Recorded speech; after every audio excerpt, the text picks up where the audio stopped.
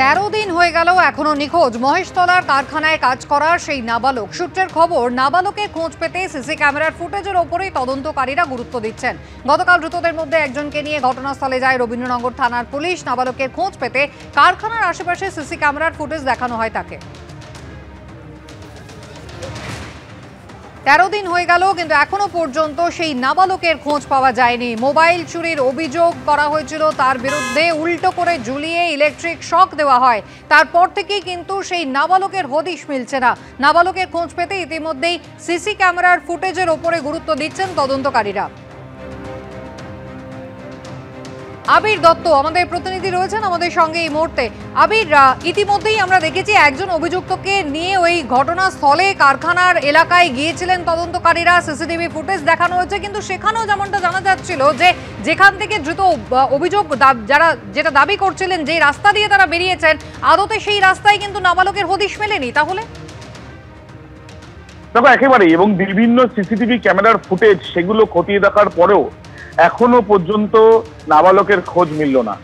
প্রায় যেটা জানা যাচ্ছে যে 7 থেকে 8টি সিসিটিভি ক্যামেরার ফুটেজ শুধুমাত্র এই কারখানা লাগোয়া সিসিটিভি ক্যামেরাই নয়, কারখানার বাইরে ঠিক যে রাস্তা দিয়ে ঠিক সোজাসুজি রবীন্দ্রনগর থানার দিকে চলে যাওয়া যায় বা কলকাতা দিকে আসার রাস্তা, সেই রাস্তাতেও একাধিক সিসিটিভি ক্যামেরার ফুটেজ খতিয়ে দেখার পরও ওই নাবালকের কোনো হদিশ মেলেনি। এমনকি কারখানার ভেতরে বিভিন্ন জায়গা, যে জায়গাগুলোর একেবারে সন্ধান করা হয়েছিল সেই নাবালকের, কোনো জায়গায় তাকে লুকিয়ে রাখা হয়েছে কিনা, একেবারে কোনো জায়গায় নাবালককে লুকিয়ে রাখা হয়েছে কিনা, 13 দিন পরও কেন এই নাবালকের হদিশ পাওয়া যাচ্ছে না তা নিয়ে ইতিমধ্যেই চিন্তায় রয়েছেন তদন্তকারীরা। তাদের মূল হাতিয়ার হচ্ছে সিসিটিভি ফুটেজ, আর সেই ফুটেজ নিয়েই তারা কিন্তু ধৃতদের একজনকে নিয়ে ঘটনাস্থলে পৌঁছেছিলেন। কারখানার আশেপাশে তাকে নিয়ে তারা সিসিটিভি ফুটেজ একেবারে মিলিয়ে দেখার চেষ্টা করেন, যদিও তার বয়ানের সঙ্গে সিসিটিভি মিলছে না এমনটাই দাবি তদন্তকারীদের। আবির দত্ত সরাসরি রয়েছেন। আবির,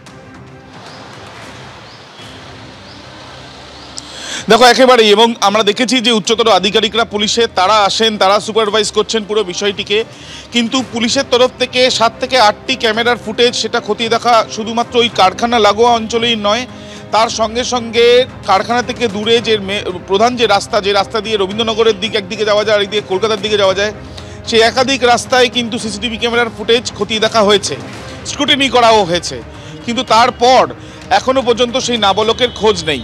কমপক্ষে 7 থেকে 8টি মোবাইল ফোনের যে পরীক্ষা, সেই পরীক্ষার প্রক্রিয়াও ইতিমধ্যে চালানো হয়েছে।